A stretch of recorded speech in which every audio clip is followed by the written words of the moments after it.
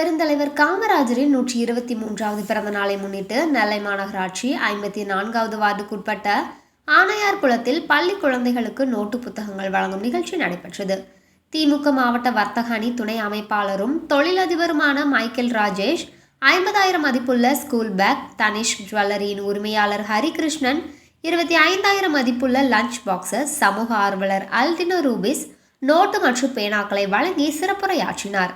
தொடர்ந்து காமராஜரை பற்றி காங்கிரஸ் மாநில பொதுக்குழு உறுப்பினர் கவி பாண்டியன், பள்ளி மாணவர்கள் ஃபரி மேக்னா, அன்னபூரணி, ஜெரோம் ஆகியோர் சிறப்பாக பேசினர்.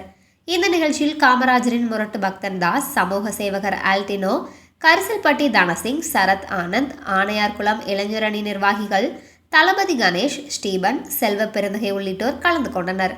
நிகழ்ச்சிக்கான ஏற்பாடுகளை வழக்கறிஞர் பிரபாகரன் மற்றும் ராஜ்கண்ணன் ஆகியோர் சிறப்பாக செய்திருந்தனர்.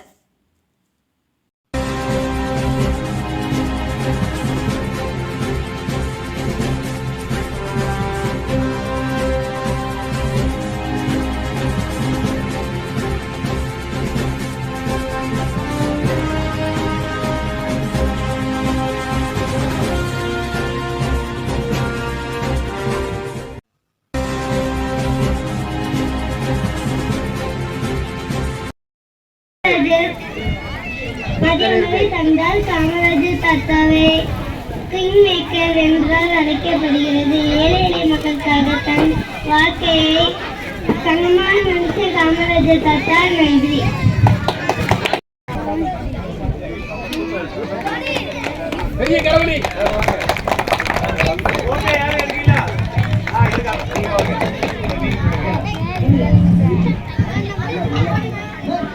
நல்லா